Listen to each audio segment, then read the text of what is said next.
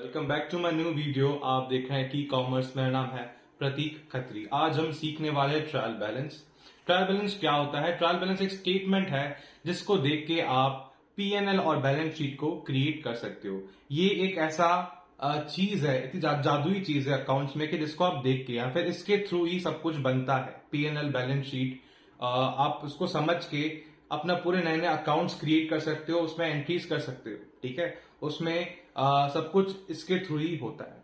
ठीक है, trial balance में दो बैलेंसेस आपको दिख रहे होंगे, डेबिट और क्रेडिट। अगर आपको पता नहीं हो ये दोनों बैलेंसेस क्या होते हैं तो आप प्लीज हमारा प्रीवियस वीडियो देख लीजिए जो हमने डाल के रखा है ऑलरेडी हमारे चैनल पे। डेबिट क्रेडिट क्या होता है आपको समझ में आ जाएगा। ठीक है, तो हम देखते हैं कि भाई पहला आता है हमारा असेट। असेट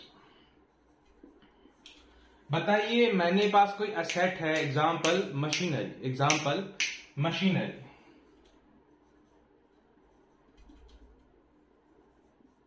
ये मशीनरी क्या होती है? मशीनरी होती है कि भाई हमारी असेट है, हमें इनकम जनरेट करके दे रही है, तो उसका बैलेंस क्या होता है? उसका होता है बैलेंस डेबिट। तो हमने इस पे लिख दिया डेबिट साइड पे हम पर्टिकुलर अमाउंट लिख दिया। ठीक है, मैंने एक पर्टिकुलर अमाउंट डेबिट साइड लिख दिया। ठीक है, अभी मैं बोलता हूं कि भाई हमारे सन्ड्री क्रेडिटर्स, सन्ड्री क्रेडिटर्स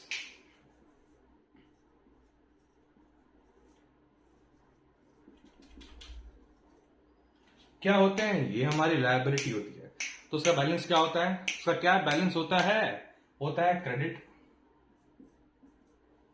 ठीक है, हमने क्रेडिट साइड लिख दिया। अब क्या मैं बोल सकता हूं इसको देख के आप उठा के रख सकते हो बैलेंस शीट के अंदर?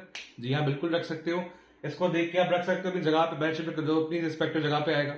ठीक है, एग्जाम्पल एसेट को मैंने रख दिया एसेट के अंदर, जो डेबिट बैलेंस उसको मैंने एसेट मान लिया, उसको रख दिया मैंने बैलेंस शीट के एसेट साइड के अंदर। ठीक है, जिसका क्रेडिट बैलेंस है उसको मैंने लायबिलिटी मान लिया, उसको मैंने रख दिया बैलेंस शीट के लायबिलिटी साइड के अंदर। ठीक है, इतना सिंपल टर्म समझना, पता नहीं कि लोग कंफ्यूज होते हैं। भाई इतना सिंपल है, एक बार देखते हैं आगे लिखा है कि भाई हम अभी तो हमारे सारे बैलेंस शीट के सारे एलिमेंट्स हुए।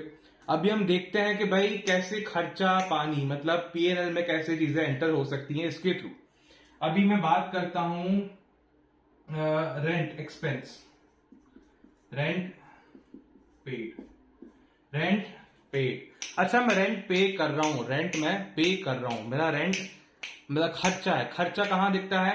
खर्चा दिखता है डेबिट साइड। खर्चा हमेशा डेबिट होता है, आपको पता है खर्चा हमेशा डेबिट होता है। All in expenses are debited, nominal account होता है। ठीक है, अभी मैं बोलता हूं अगर मैं डेबिट होता है तो मैं यहां दिखाऊंगा, मतलब मैं ट्रायल बैलेंस में खर्चा डेबिट साइड दिखा दिया, मैं खर्चे की एंट्री होगी, ये खर्चे की एंट्री होगी। ठीक है, अभी मैं बोलता हूं कि भाई मेरा स्टेशनरी, चलो मैं अभी लिखता हूं एक और, मेरी इंटरेस्ट इनकम है।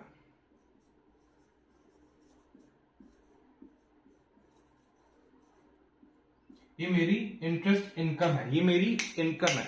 All expenses are debited, all incomes are credited, all incomes are credited. तो मैंने लिख दिया यहां पे, क्रेडिट में लिख दिया। ठीक है, ट्रायल बैलेंस अगर सही है कि नहीं आप कैसे पहचानोगे कि भाई जो ट्रायल बैलेंस हमने बनाया है सही है कि नहीं?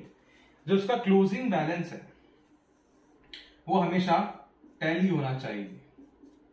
क्लोजिंग बैलेंस हमेशा टैली होना चाहिए, तभी हम मानेंगे ट्रायल बैलेंस हमारा बिल्कुल बिल्कुल सही बना है। ठीक है, हमारा ट्रायल बैलेंस बिल्कुल सही बना है। ठीक है, इसकी इसीलिए इसको बोलते हैं ट्रायल बैलेंस, बैलेंस। ठीक है, क्योंकि एंड में ये बैलेंस हो जाता है और इसके थ्रू ही बैलेंस शीट और पीएनएल बनती है। इसको ही बोलते हैं कि भाई यही सबसे अकाउंट का स्रोत है सब कुछ बनाने का, यही सबसे बड़ा स्रोत है अकाउंट्स क्रिएट करने का। अगर आपको वीडियो अच्छा लगे तो प्लीज लाइक करें, सब्सक्राइब करें, thank you so much for watching my video. तो फास्ट बोल दिया मैं।